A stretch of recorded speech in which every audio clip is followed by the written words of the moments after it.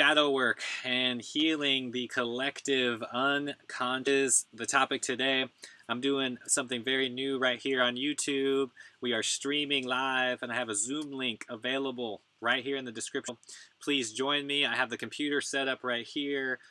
We have the Zoom call going. I'm streaming on TikTok. We are all coming together on this collective energy. It's just an exciting time to be alive. Honestly, I'm very happy to be here. Happy to connect with all of you. Again, the Zoom call is in the description. If you just want to join the Zoom call and hop on there and talk to me, and then I can answer your questions that way. We can get a little dialogue going. I'm more than happy to do that. Feel free to type away right here on the chat screen as well. Whether you're on YouTube or TikTok, anywhere, I'm just happy to answer your questions. Right now, there is a massive shift in consciousness. Okay, we all know that there has been a shift, and we have to anchor in that shift, meaning we are going from the third dimension that is based in fear, and we are entering in the new earth. Don't you see this process? It is so beautiful. Everybody is waking up. The Great Awakening is here. There hasn't been a more exciting time to be alive. Honestly, I've been waiting a very long time for this. So just know that everything that you're doing right now is being heard. Your voice is being heard. Your truth is being heard. People are waking up every single day. Now, I have to talk about what's happening in this current full moon and what work we need to do to cleanse the shadow. Okay, and talk about shadow work. Now, all of this started from a man called Carl Jung, or Jung, right? Famous psychologist and very just a man ahead of his time, right? That is where all of this term, the shadow work, started, and it's something that we are all here to do and cleanse the shadow work energy. So that is the good news. And we just kind of have to fast forward into 2020 and ask ourselves what is happening on that collective to heal the shadow, all right?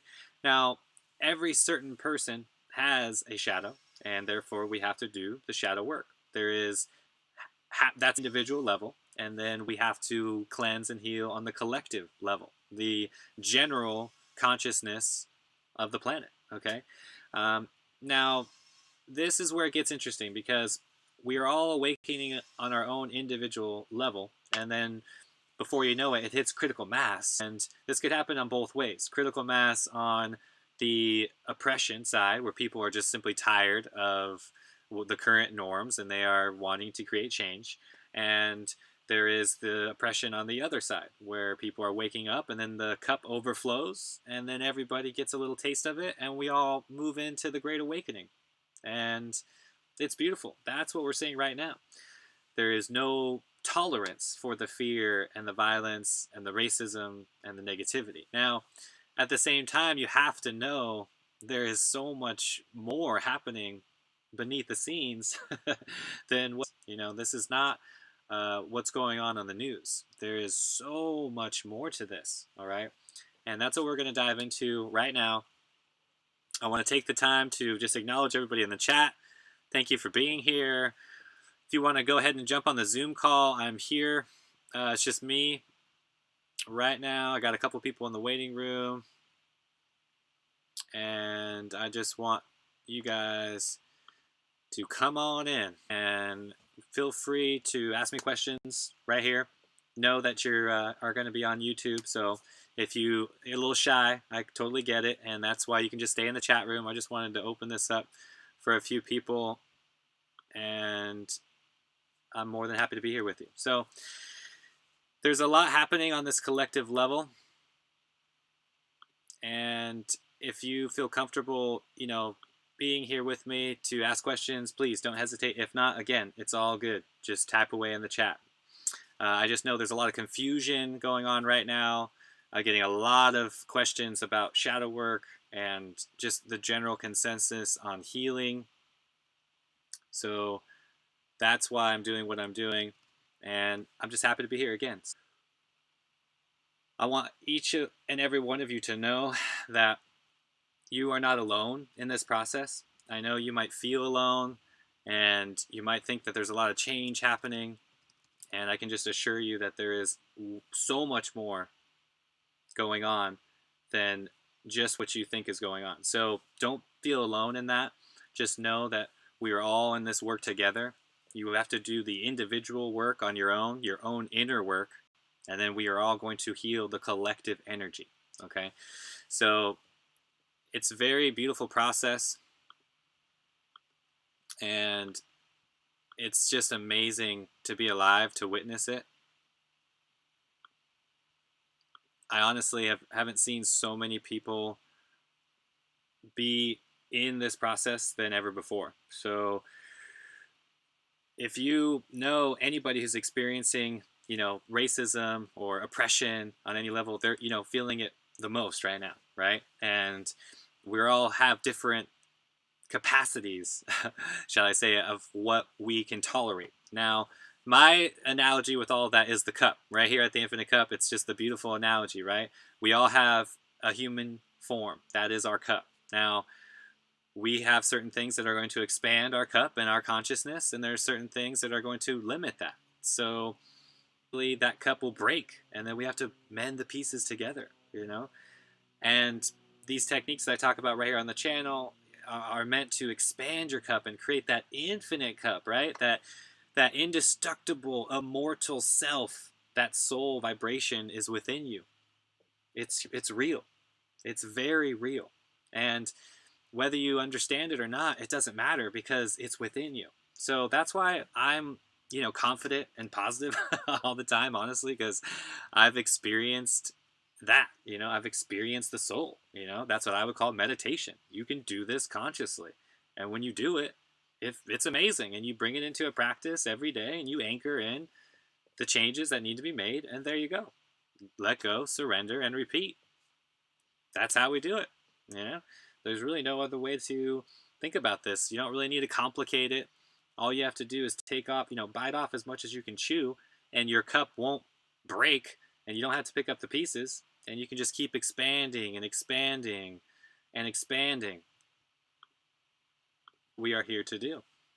So know, again, that you are not alone in this process. There is a mass shift happening right now, and it's real. So you all have to do your part, and I want to honor everybody that is doing that work because it's important work that needs to be shared. And the more everybody just embraces the journey, that's when things start really going online. Things start to transition into the life and reality that you really want because you're no longer resisting the change. That's the key word is resist, right? When that resistance comes, that's when the pain and the suffering comes. All right, cool. We got a few people. Looks like it's all awesome. Thank you for joining on Zoom. I'm going to unmute and try to get a few of you on video at least. And then we can go unmute and just kind of chat one at a time and go from there.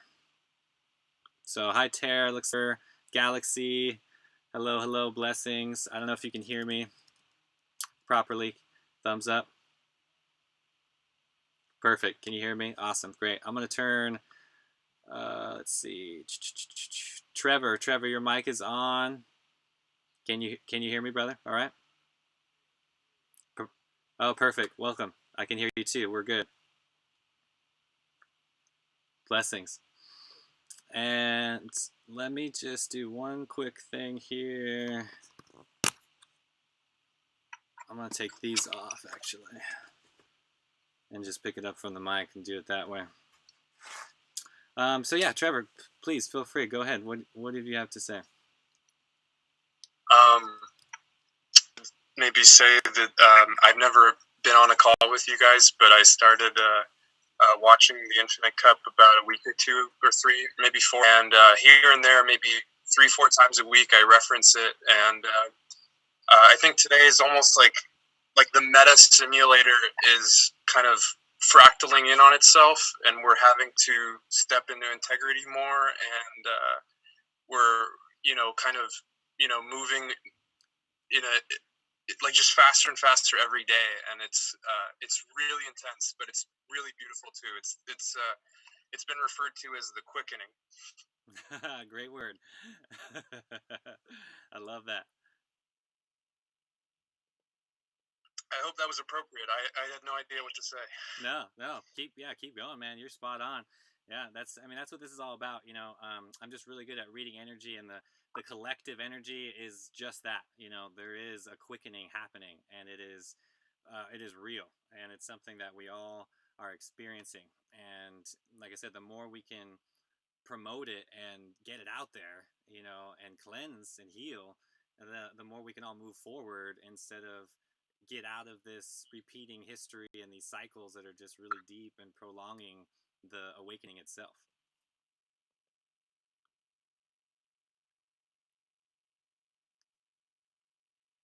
Awesome, Trevor. Well, did you have any other comments or questions that you wanted to add?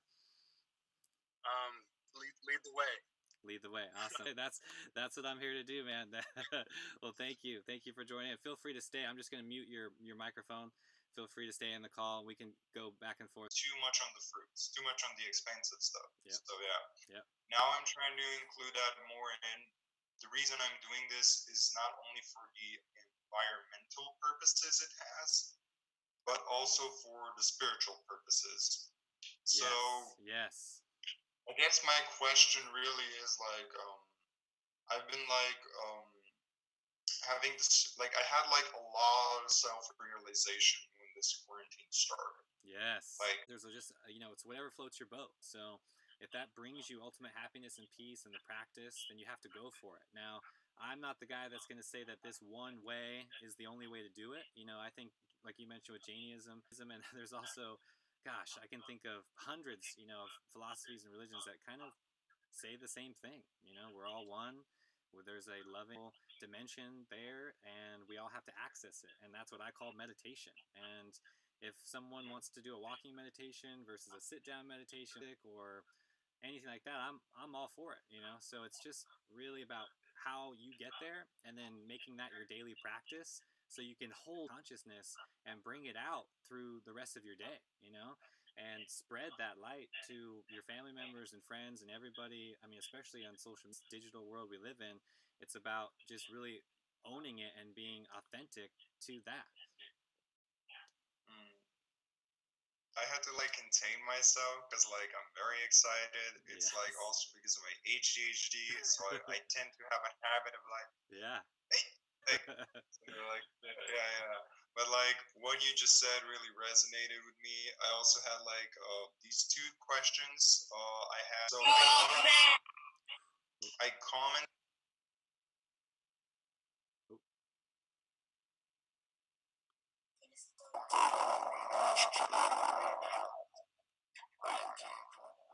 One second.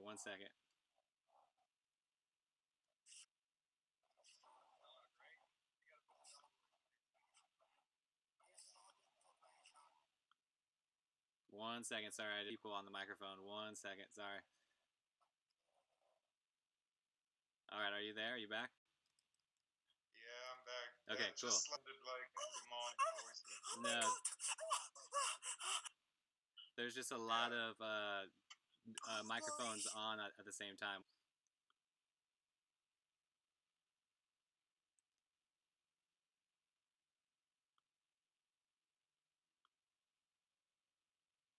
All right, we're good. So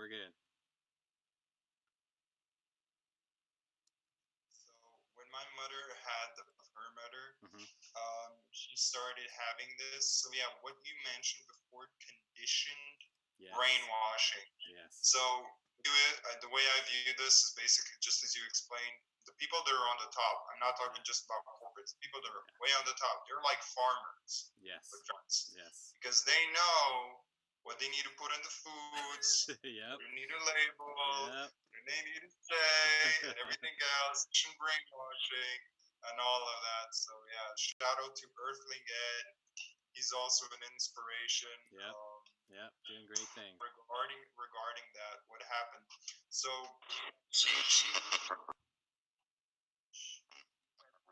Sorry, 1 second. My bad. I apologize.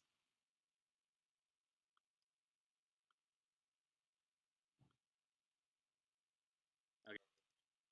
Yeah. So the question, basically, what I wanted to ask you was like, she met the shaman. Now the shaman, but she by chance. Now I don't believe this is by chance because she herself said this is the universe. I'm quoting you. Yeah. Will always give you what you want. That's right. That free will. That's Yeah. right. So basically, what ended up like she invited him to come over, and he did a live reading. He spot on told everything regarding her. Cool. He also on me. Mhm. Now, regarding it was basically he did a live reading, and what we talked about was peace, and we also talked about my past life. Yep. Because this upcoming week, like this next Wednesday, I'm gonna get a Jyotish. I've already arranged that. Nice. Because I'm still like seeking my purpose. Yeah. The thing that basically was like we had this topic regarding mantras. So he said basically for my previous life that I had experience with that. Okay. So to ask you, like, what's your views on like mantras? Yeah, beautiful. Mantras are great. Yeah, I use them every day. I like how you're picking up. We're all picking up on where we left off, you know, and it's good you can get into the past life regression and understanding that because there's a lot of work that you'll save yourself a lot of time doing the same thing that you did in the past life in this life. And I resonate with that a lot. I mean, I've had many lives as a yogi, as a Buddhist, as different things. I've had, you know, acknowledgments on that, and it's undeniable that it's just you're comfortable with certain things in this life that you were in a past life, so it's great. Another word is affirmation. They're the same thing. You can use, you know, Sanskrit terms, different languages, or your English language, or your country, anything that you want to do, and they are very powerful. It's because the subconscious mind loves repetition. So, you know, the ancient masters and the yogis, they figured this out all along. You have to use that over and over and over again to get that message across. And it's funny, you know, as we talk about stuff like this, like mantras and techniques, it's funny how, you know, the powers that be understand this as well and they use it against us. Okay. I don't want to get all fear, conspiracy, or crazy right now. I'm just saying, like, the reason why the addictions and the materialism and all of that stuff is happening is because they are using this power to keep everybody in control, you know. The thing, like, just think about TV itself, right? It's the same commercials over and over and over again. Everybody knows that Geico, you know, is going to save 15% on Geico. Like, they spend billions of dollars to run these ads. You know what I mean? You got to think about that. Like, I'll probably never make $1 billion in my life, not on marketing just alone, you know, these corporations and stuff. So I just have to mention that because it's powerful on both ways, right? Like, you have that same power, use it to manifest what you want in life and to do anything really. And at the same time, if you don't use that power, there are other people, entities that are doing us to keep us in fear. So you really have to acknowledge and practice discernment, you know, on all aspects of your life to really reality that you want.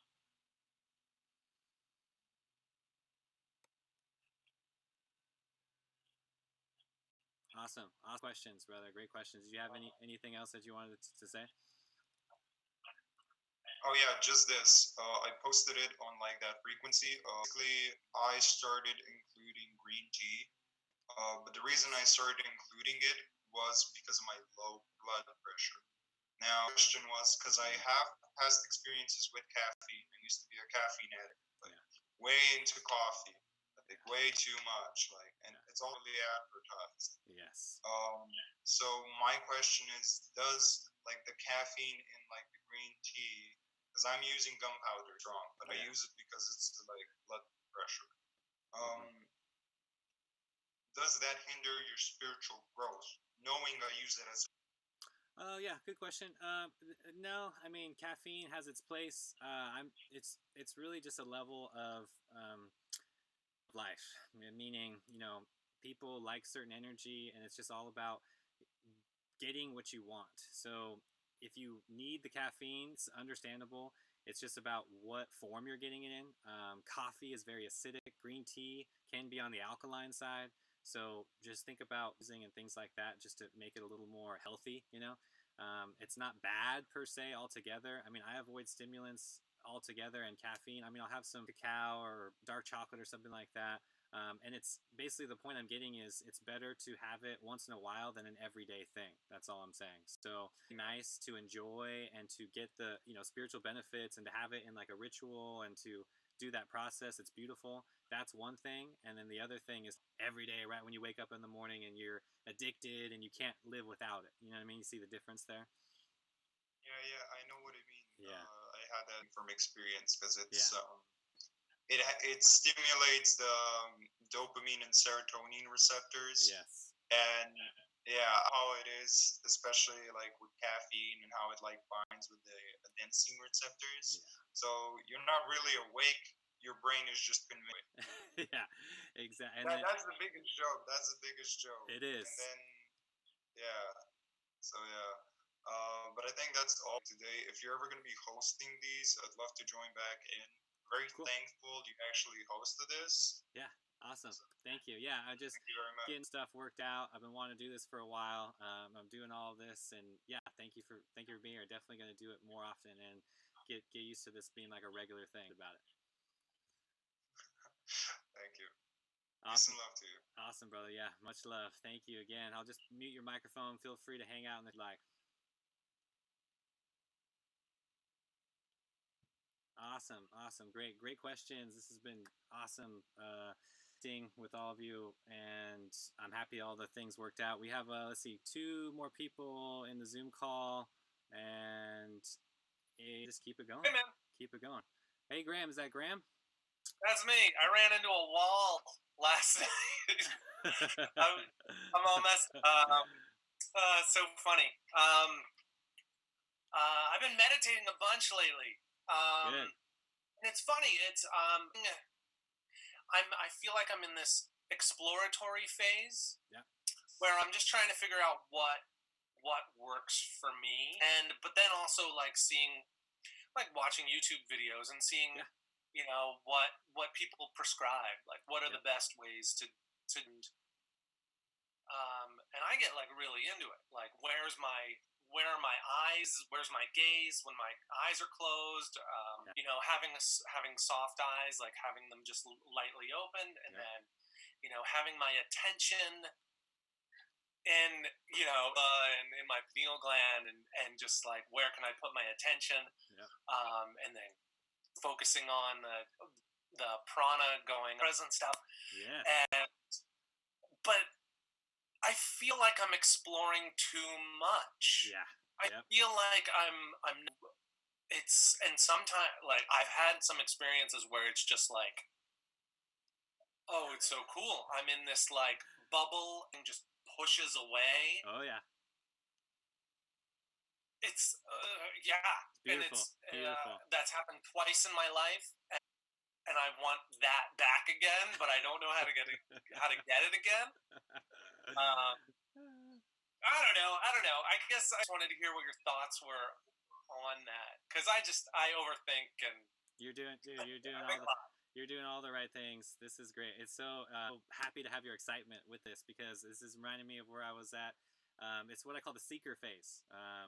It's something you're just seeking, for that path of the most fulfillment. And you've had those temporary nirvana experiences, which are beautiful. And that's what we all kind of get addicted to, is those highs and lows and lows. And I'm just going to tell you my, experience with that. It was about 2 years, honestly, where I went through that, where I was meditating and just kind of sporadically going through phases. And it wasn't until one particular experience that I had in Alaska, and I can share that story, where I was just meditating, and for the first time, everything was within me, that I actually heard the Om sound within me and became full audible beyond like anything I've ever heard. And the first time that happened for me, I was completely illuminated to that experience and wasn't able to return back to my old way of life. So what I'm saying is, it's kind of like you are doing your best on the lower self, on the ego side, and you're practicing, your higher self is giving loads and upgrades, and then before you know it, that path becomes your new path of that daily practice that resonates the most with you. And it doesn't matter what it is, it's just doing it. Yeah, but here's a funny element that's kind of coming into play. Yeah. when you say you hear the om, the sound, Yes. I have a ringing in my ears now that I got like a year and a half. But then I'm also hearing about, this hasn't happened to me. I'm also hearing about what is it, like the yellow donut, the yellow slew, and then the star in the middle. Yes. Like I haven't got that, and it's like this weird competition within myself. Like I want that. Like I have this crazy desire that I'm searching for that.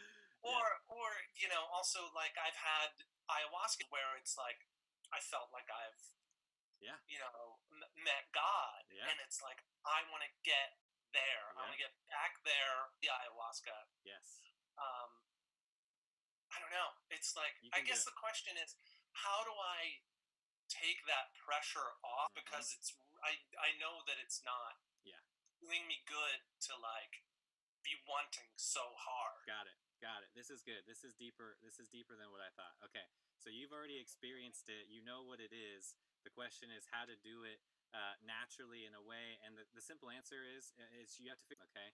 Like there are certain things that you need to do on this planet, and no amount of highness or experience that you're going to get will ever take a karma, okay?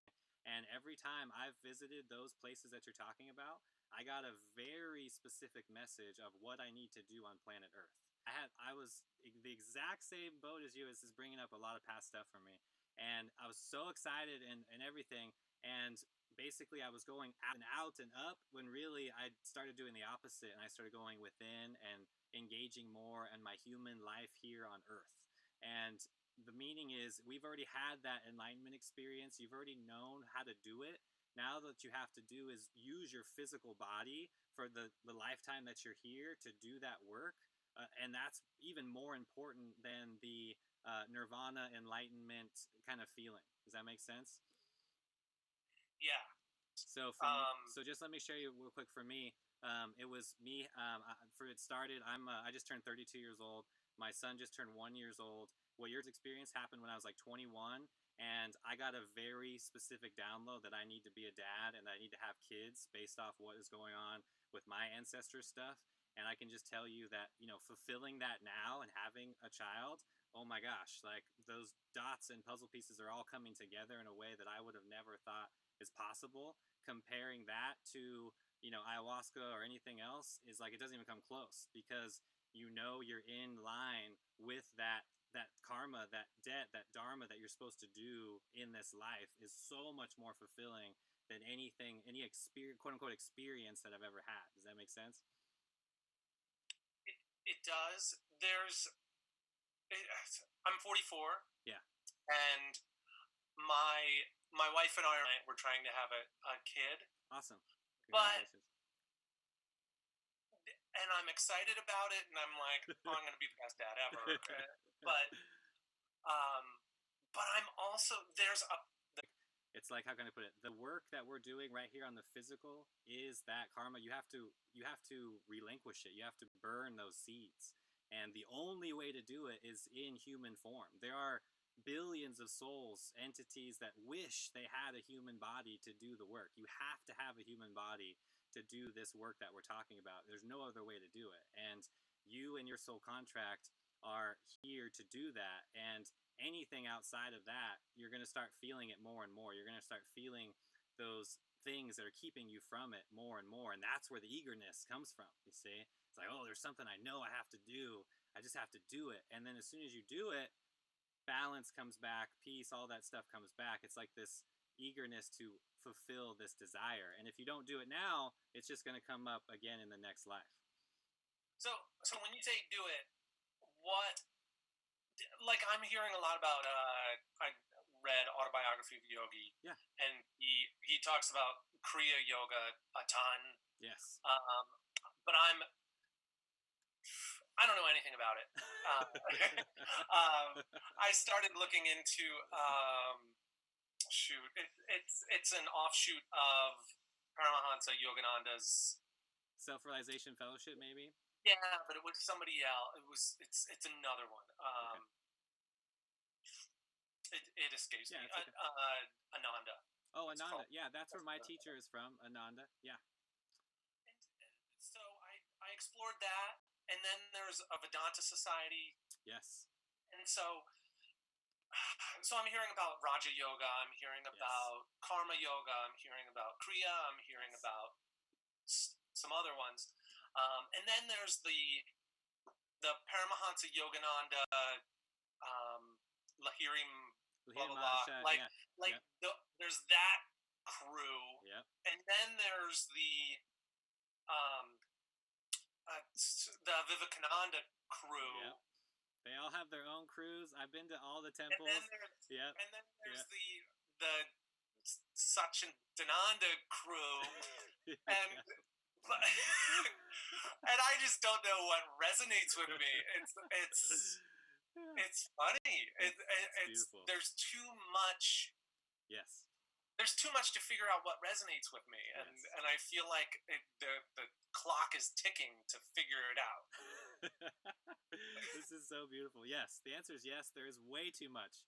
There is, and it's funny. Even when you go into that, give you a little background. My teacher lived in Ananda for 40 years.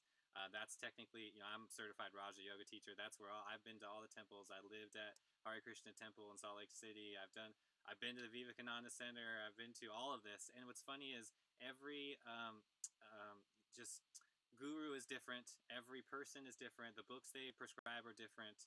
The chants are different. Everything. So it's just really what resonates with you, and there's no judgment on what that is. And I know some people need the rigidity of this one way, like this is it, this is the only way, Kriya Yoga is the only way, you have to close your eyes to meditate and just do it, and that's why I brought up the experience that I had in Alaska, because basically it only happens when you have that experience that keeps you on that individual path, right? So it's like you're exploring, you're in the seeker, you're expanding, and then finally you have that one experience that just completely solidifies everything. And it might be more than one thing, but it's usually one big experience that just throws you over the edge, and it's like, you know what, I can't go back.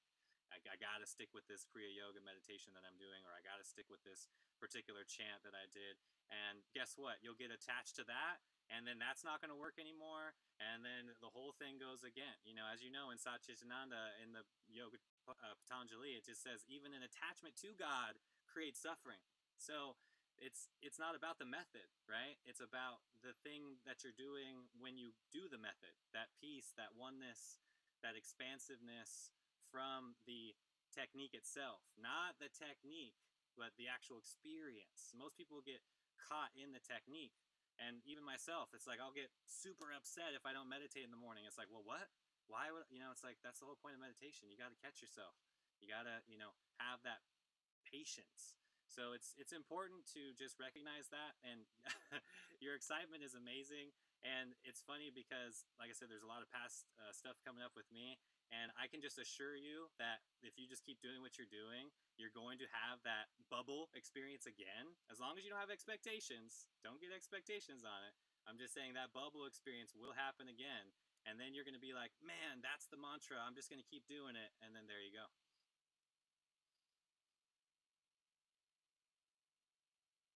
Did you have anything else you wanted to ask? I don't know. I don't know. I feel like I could ramble forever, but okay. I mean, if somebody else wants to go, that's totally cool. Okay. Thanks, man. Thank you. No problem. I'm a big fan. I follow you a lot. Happy to be here, brother. Happy to be here. Thanks for chiming in. I'm just gonna mute your microphone. You can hop on again later. Let's give other people a chance. I'll mute it myself. Don't worry about it. Okay. Thank you, Graham. Appreciate it, brother. Appreciate it. Okay. All right. Who wants to go next? Raise their hand. I see you guys. We got Abby and let's see, Michael. Okay, Abby raised her hand. Let me unmute your microphone. Abby, are you there? Hi. Can you hear me okay? Yeah, I can hear you. Okay, great. I don't really know where to start. Yeah, it's cool. I'm like so everything. I'm only 14. Yeah, it's okay. Just ask away. What can I help you with? Yeah, so I started meditating and everything, and I feel like I'm really getting there. Like, I feel like I've been quite an angry person my whole life. Yeah. I feel like I'm really improving that in myself, but then when I'm around other people, it's kind of hard to keep that state of mind. Yes. Do you know what I mean? Yes. Because I'm quite an introvert, so it's just trying to keep that peacefulness and the tranquility when you're around other people. Because sometimes it can feel a bit stressful. Big time. Yes. Yes, I completely understand. And I was exactly the same when I was your age, and I got made fun of a lot, and I got put into some really uncomfortable situations and certain things in my life that forced me to go within. And I'm grateful for that now.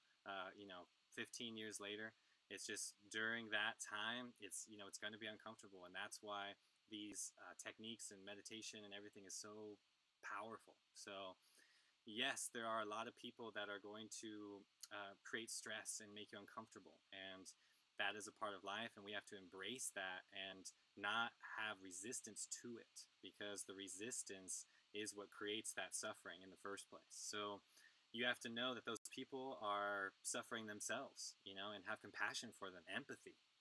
That's really what it comes down to. Like, there's a lot of people suffering on this planet right now, and it's sad, and we have to love them. And the simple truth is, they are crying for help in that situation. They really are. And they look up to you for whatever reason, and they want to throw you down because they're jealous, or they just want to experience your energy. And that's the common, situation that happens when the unconscious is being lifted out of our field. So the simple answer, is to just keep doing your practice, keep doing the meditation, keep doing the things that make you feel good in life, and don't let anybody tell you otherwise. They have their own work to do. It is the mirror consciousness that we are all doing right now, and you have to be the mirror and just say, you know what, I love you, this is a compassionate thing, I hear you, I understand what you're experiencing, and I'm just going to go do this, thing right here that I enjoy doing, because I simply love it, and that's it. That makes sense? Thank you. Yeah, I just wanted to say thanks, because before I kind of discovered your TikTok and YouTube and everything, I wasn't in a very good place. And I feel like your videos have really helped me kind of get out of that. Awesome. And I've got a really positive and constructive mindset, I feel now. Awesome. For the future. Before, I was very... there was one certain thing that you said, and it was like all of these checklists and things, these ideals that you have for yourself are just so like constricting, and I feel like that's something that I really tried to do before, because I thought that would make me feel satisfied. Yes. And it didn't. And yes. It just made me realize that that's not what life's about, and I'm very, very grateful for that, because that's exactly what I needed to hear. Perfect. That's beautiful. Thank you so much. And yes, embrace all of it. Thank you for your words. Thank you for chiming in, having the courage to come on. I appreciate that, and keep up the good work. You're doing very good things. Seriously, keep it up. Awesome, Abby. Thank you so much. Thank you. Looks like we got Michael coming on board next. Michael, are you there? You there, brother? Yes, sir. Hi, Robert. How's it going? Peace, love, blessings. Man, peace, love, gratitude. My motto, I am an attitude of gratitude. Coming out. Positive perspective. Trying to do the next right thing. Yes. Giving all the glory to God. Yes. That's what it's all about. Thank you. I've literally grown so much following you the last couple of years. Thank you. And I got to be honest, man. I'm about to turn 44 here. Oh, no, I'm an open book, so you can ask me any question you want. Yeah. You lived in Salt Lake City. Yep. I was born and raised in Provo. Oh, wow. Okay. Yep. I went on a mission. Yep. Yeah. I went on a mission to Toronto, Canada. Mm-hmm. I served 2 full years. Mm-hmm. It was the best 2 years of my life. It was the hardest 2 years of my life. Yeah, I bet. A lot of service. Mm-hmm. I got really burnt out, to be honest with you. Yeah. And it just really depended upon my companion. Yeah. I'm a very A-type personality, but at the same time, I don't know. Some people will say like cognitive dissonance, or I'm a Libra, bicentennial, year of the dragon, born in 1976. Yeah. Mormon, Christian, and I love the spirit that I feel when I go to church. But I felt that spirit in so many places, and Exactly. going from Provo, Utah, where it's all white Mormons, Yeah. to Toronto, Canada, where there was 6 million people from around the world, Yeah. it really opened my eyes. Yes. Good. And then when I got home from Toronto, I started partying with my friends, Mm-hmm. and I got caught up in addiction. Mm-hmm. And I spent about 20 years drinking, and I had a beautiful boy. Married my girlfriend in Vail, Colorado. This is my son Jacob. Aww. He's now 17. He's Wow. going to be a senior at Round Rock High, which is a suburb of Austin, Texas. Awesome. And here's a more recent picture of my son Jake. He's in red, and then that's my stepchild Tom. Beautiful. They are fluid. Mm-hmm. When I met Tom, it was Riley, her birth name, Riley, Yeah. and there's my sweetheart Shannon. Aww. Beautiful. And Shannon is the strongest woman I have ever met. She was born and raised in Houston, and she raised 3 kids pretty much on her own. Wow. Started at 16. Yeah. And raised Catholic.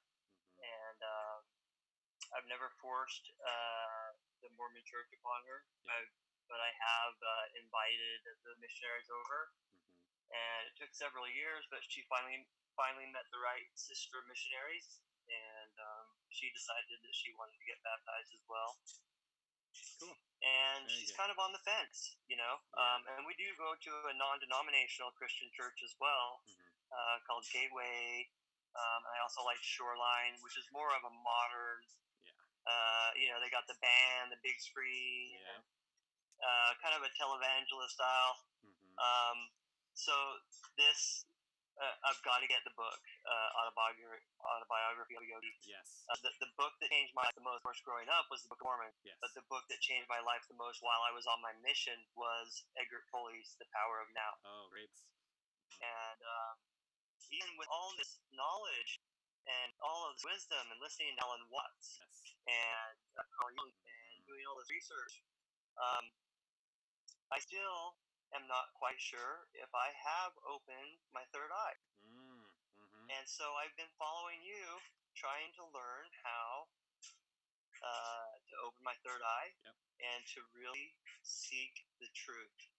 Good. And I do feel that there is a lot of truth in my roots. Yes. In you know, the way I was raised. I have beautiful parents. I'm so blessed. They are still alive and well. Yes. They live in Orem, Utah. I've got 2 older brothers and 2 older sisters. I've got 27 nephews and nieces. Wow. Yep. Big family. 13 great nephews and nieces. Yeah. And I grew up in such a tight-knit Mormon community. Yeah. But I watched a lot of my friends and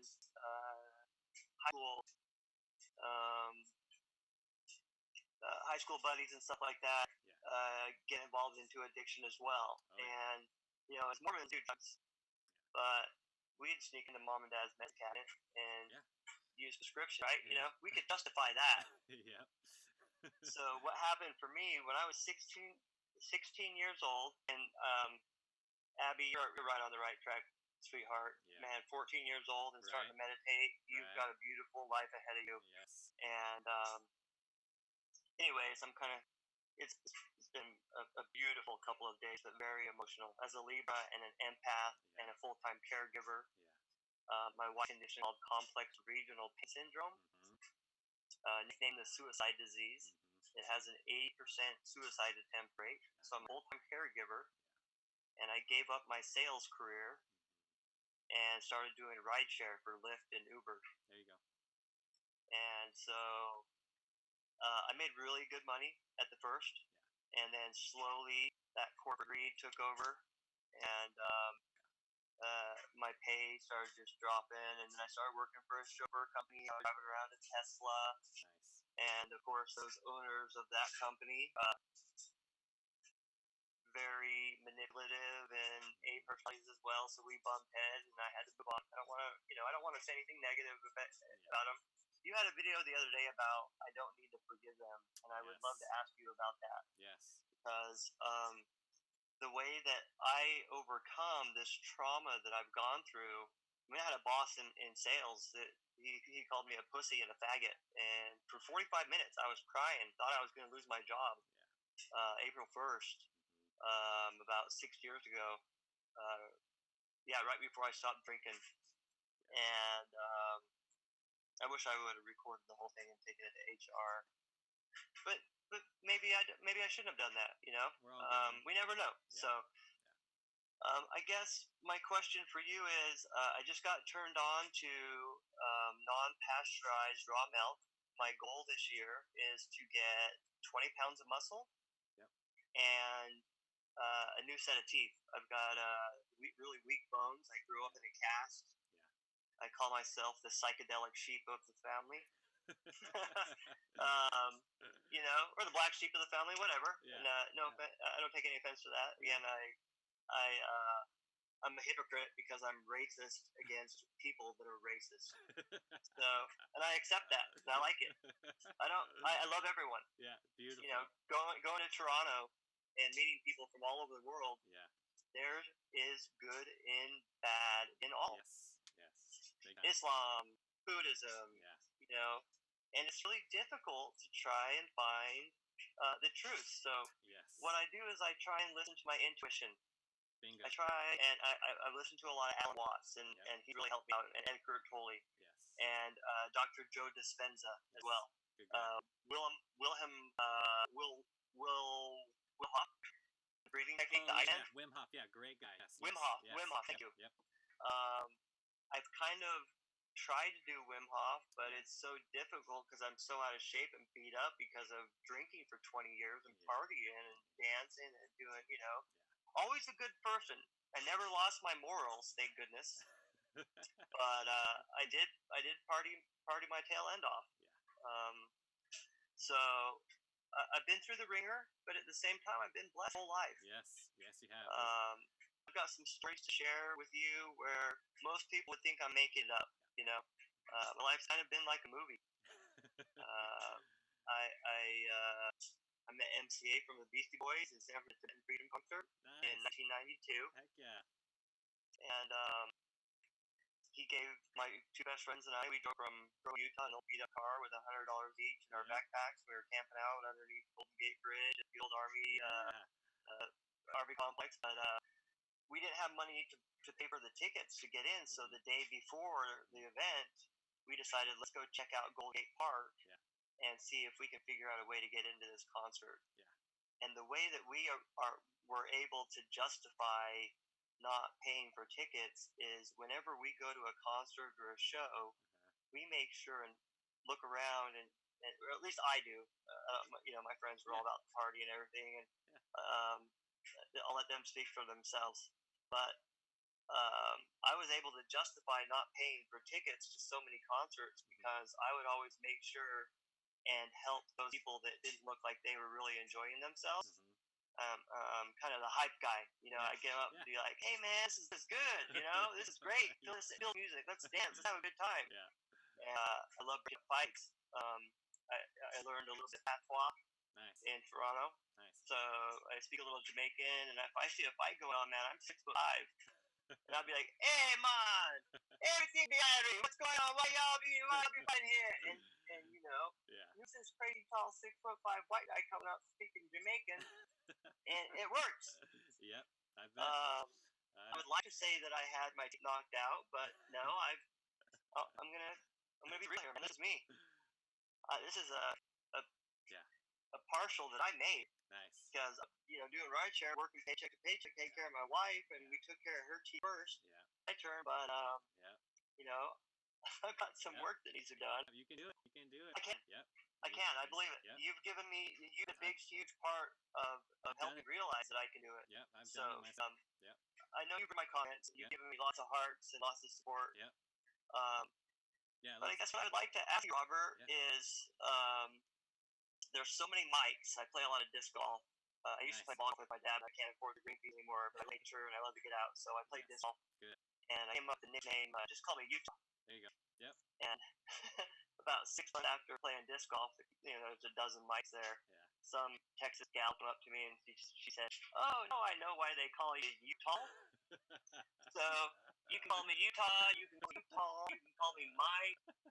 I came up with this little single third eye mic.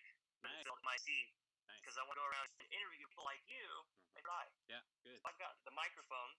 Yep. You can see it right in front of you. I need to get one. Yep.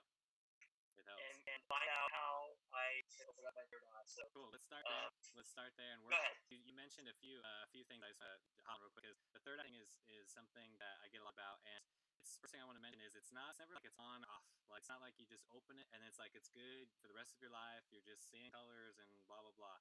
And it's very ebb and flow. It's like waves and certain things, traumas, physical conditions, like you mentioned with the bones and things. There's different things that are going to prevent or help escalate the decalcification of the pineal gland, which is the third eye. So let's just keep on this subject for a minute because it's important to know that the physical components need to be addressed first. Just the overall health and cleanliness, right? Organic food, clean water, no fluoride, simple steps like that. Just as a daily foundation before we get into the metaphysics of affirmations, mantras, meditation, things like that will penetrate the cells and help the physical level as well. So I just want to say that because again, you can have an open experience sounds like it's open before and maybe a trauma or a certain event closed it for whatever reason, and then you have to open it back up, right? So it's never, like I said, permanent anything. Energy, is not permanent at all. It's very much flowing constantly and moving constantly, calling all of the ancient stuff that the yogis knew about a long time ago. And the best solution is to pick up on that path that resonates most with you. Now, you mentioned a couple of very good things that I want a lot of people to understand is, being brought up into something like Mormon religion or anything that, most people grow up with it and then either ditch completely when they're old enough or they stick with it their whole life, like maybe your brothers and sisters stuck with it just because, And you're the one. I love them both. Yeah. I love the world and I love my roots. Yes, exactly. I want to say that there is potential in both, right? You can go for it. There's nothing with the Book of Mormon, and they are obviously getting a lot of benefits from it. I have no judgment. I've seen it and lived it myself, so I know firsthand. And it's something that is very true. Now, I don't judge anybody what their path is.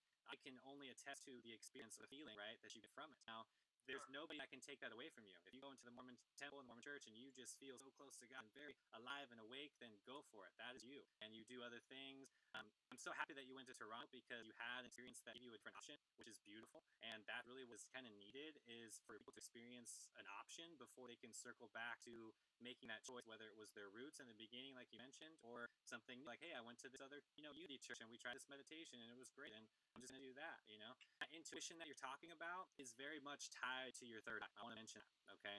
The intuition that we're feeling is not the brain intellect. It is something much deeper, which is awakened when the Kundalini comes online and the chakra system comes online. And like I said earlier, it's not a permanent thing. So you can have that shift in consciousness and everything comes online all of a sudden and it's overwhelming. Oh my God. And then based off those experiences, you start to shut down again, based off your daily practice, your world, what is conducive to creating that environment for you to grow, And it sounds like you've had some things, some events, especially as a caregiver and things that are going to shift your priorities a little bit. You have a big heart. It's beautiful. I see it. It's amazing. And that is your vehicle, right? Like it's about embracing those things that people would fun of us for and using that as that vehicle for your truth and transformation. Unconditional, brother. 100%. It's the only way. And if Mormonism is that guide that you need, then go for it. For me, it's yoga. And I go for that because it's the guide that gives me the most clarity on my path. And I met Mormons. I've lived with Mormons for a long time. I dated a Mormon for a long time. I know very much the conditioning, and I know there's just a lot of oppression and a lot of resentment and a lot of pent up energy. Sure. That's what I felt, Sure. honestly, just overall in the state of Utah, and Right. it's real. So that I totally get both of it. At the same time, like I said, we can't deny the power from the more mature things that come through that. So there's really there's no right or wrong here. Again, what floats both, and your willingness to set your ego aside and say, hey, this is what I need to do in order to come to the next level, right? Yep. Yeah. Thank you so much for you're really answering exactly questions that I already know, but it's really hard to follow your advice. Yes. It's really easy to talk the talk. Yes. It's a little different to walk the walk, and I do try and walk the walk. Yes. But again, those little sneaky. They come let's go party and dance, have a good time. Come into my head, and yep. So